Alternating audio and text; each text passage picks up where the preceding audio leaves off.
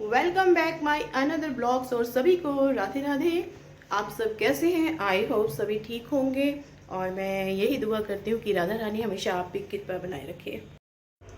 आज सुबह के बज चुके हैं 11:30 और 11 साढ़े 11 बज रहे हैं। हमारे बच्चे अभी सोए हुए हैं और आज मैं क्या बनाऊँ मुझे कुछ समझ नहीं आ रहा था। तो यार मैंने क्या किया, सुबह सुबह टाइम तो खो ना ब्रेकफास्ट का है तो ना लंच का, मुझे कुछ पता नहीं चल रहा था।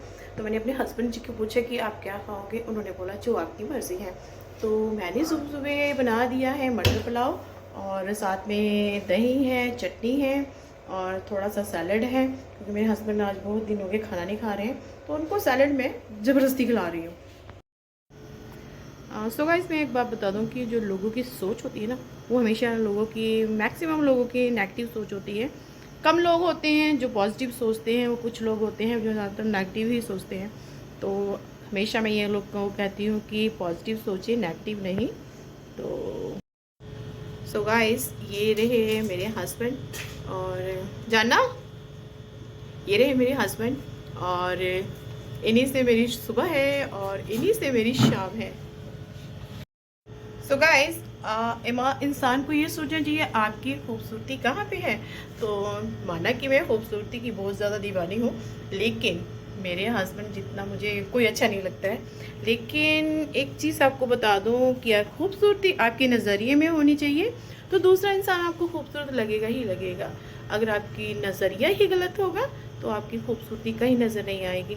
मैं कहती हूँ कि जो घर की लक्ष्मी होती है, यानी आपकी वाइफ जो है, आप उसमें अगर लक्ष्मी ढूंढोगे तो लक्ष्मी मिलेगी, और अगर आप लक्ष्मी नहीं ढूंढोगे आपको कुछ भी नहीं मिलेगा। मैं ये कहती हूँ कि आप अपने वाइफ की कदर करें। वो आपका घर चलाती है, वो आपके पूरा परिवार चलाती है, और ये सोचना चाहिए जो वो है वो कोई और नहीं।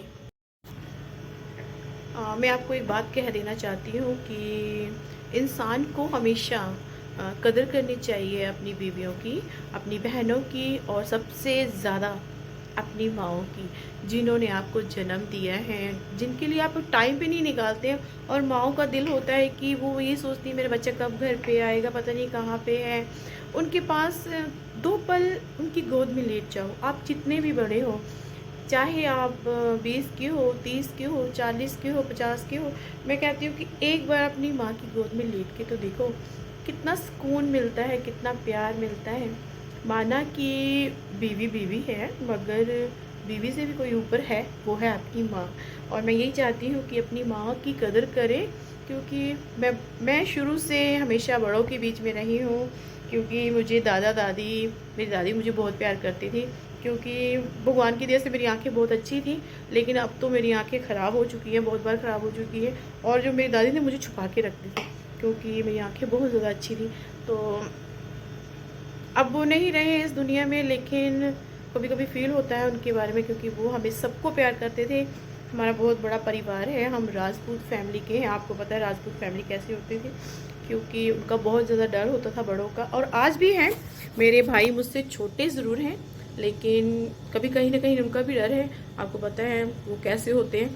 तो मैं बड़ी हूँ घर में सबसे, लेकिन सब कुछ मेरे से पूछ के किया जाता है। लेकिन फिर भी मैं कहीं ना कहीं अपने भाइयों से बिल्कुल फ्रैंक हूँ, अच्छी तरीके से हूँ, दोस्त की तरह हूँ।